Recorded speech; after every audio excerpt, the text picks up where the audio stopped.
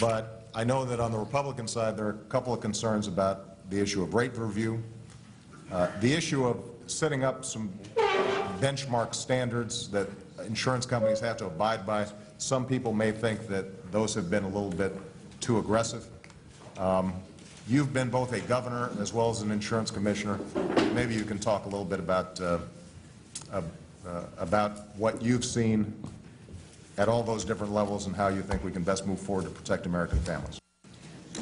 Well, thank you, Mr. President, and I know there are lots of people who want to comment on companies competing on hospital rates, on doctor rates. That's what this kind of pooling mechanism and a new exchange would give everybody, and it's around a set of standards that made sense. Okay. Mr. President. Mr. Cantor, please. Eric? And I do like to go back to basics. We're here because we Republicans care about health care just as the Democrats in this room.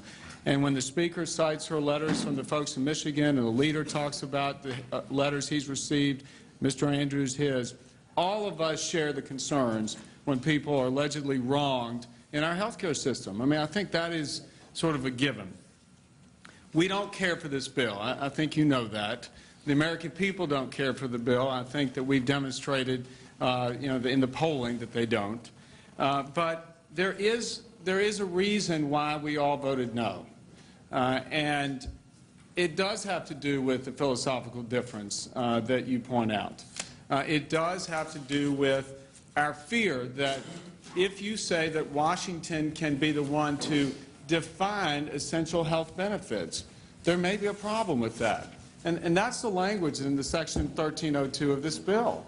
That it says that the Secretary shall define for people what essential health benefits are. But let's, in the spirit of trying to come together, let's try and say maybe if we assume that Washington could do that, could really take the place of every American and decide what is most essential, what would be the consequences? And that's also where we have a big difference in this bill and what would happen. First of all, the cost. And John Kyle laid out the tremendous costs and the nearly $1 trillion of this bill. And I don't quite know because CBO said it couldn't assess how much your additions would cost to it. But we do know that there are plenty of taxes on income now. You suggest investment income should be taxed. We have additional taxes on medical devices and the rest. What is the consequence of that? We know there are consequences that small businesses will feel because of the impact on job creation.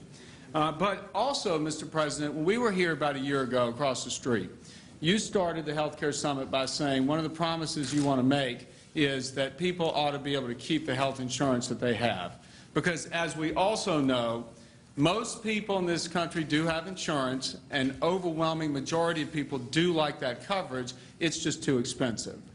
Well, the CBO sent a letter, I think it was to Leader Reid, about the Senate bill, and in that letter it suggested that between 8 million and 9 million people may very well lose the coverage that they have because of this, because of the construct of this bill. That's our concern. And so as we are in the market, in the section of this discussion about health insurance reform, I know, Mr. President, that you have suggested strengthening oversight of insurance premium increases because we want to make sure that there aren't excessive insurance premium increases that take place. The problem is when you start to mandate all of the essential benefits, there are going to be some insurance premium increases. None of us really want to see them, but if you stop them, who's going to pay for it? Well, when we get back to the fact that businesses won't be able to pay for it and people are going to lose their coverage. So I guess my question to you is, in the construct of this bill, if we want to find agreement, we really do need to set this aside. And we really do need to say, okay, the fundamental structure is something we can agree on, but there are certainly plenty of areas of agreement. And because I don't think that you can answer the question in the positive to say that people will be able to maintain their coverage people will be able to see the doctors they want in the kind of bill that you're proposing. Well, let me, since you asked me a question, let me respond. The 8 to 9 million people that you refer to that might have to change their coverage, keep in mind out of the 300 million Americans that we're talking about,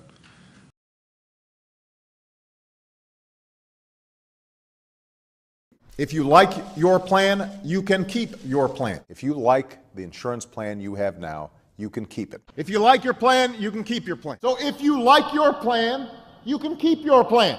If you like your plan, keep your plan. If you like your current insurance, you will keep your current insurance. If you like your insurance plan, you will keep it. We'll start with health care. It's probably the most quoted thing or re-quoted thing you have said in your presidency. If you like your health care plan, you can keep it. You said it a lot during the run-up. At this point, though, it's obviously something, a promise that has not been able to be kept. Just today, the Denver Post reported 250,000 people in Colorado are seeing health insurance policies canceled. Some of those people like those policies, and they can't keep it. What happened? Well, first of all, I meant what I said, and we worked hard to try to make sure that we implemented it properly. But obviously, we didn't do a good enough job, and I regret that. We're talking about 5% of the population who are in what's called the individual market. They're out there buying health insurance on their own. A lot of these plans are subpar plans.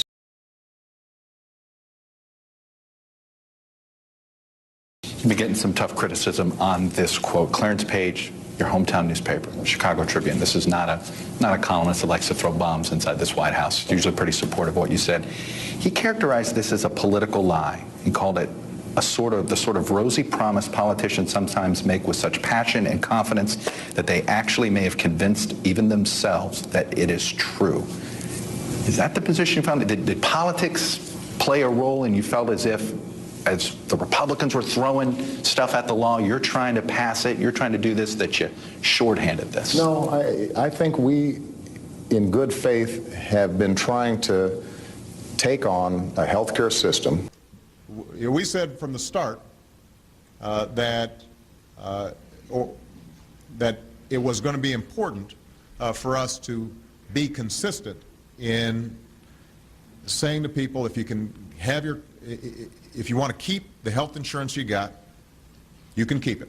That you're not going to have anybody getting in between you and your doctor in your decision making. And I think that some of the provisions that got snuck in might have violated that pledge. Do you feel like you owe these folks an apology for misleading them, even if you didn't intentionally do it? But at this point, they feel misled, and you've seen the anger that's out there. You know, I regret very much that what we intended to do, which is to make sure that everybody is moving into better plans because they want them as opposed to because they're forced into it, that, you know, we weren't as clear as we needed to be.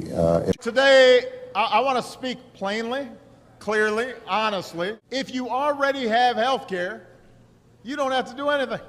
Do you feel like, considering how much this quote has been, it's late night, it's all sorts of things, that do you understand if people are going to be skeptical of the next promise you make, of the next, or are you concerned that people are going to be wondering, geez, what's the fine print that he's not telling me? Do you get that people might be a little more skeptical? Forget the partisans here in Washington, just average Americans. You know, I'll tell you, Chuck, I think that I've now been in national public life for 7, 8 years. I've been president for almost 5. And I think for the most part, people know that I speak my mind and I tell folks what I think, and I've been very clear about what I'm trying to do.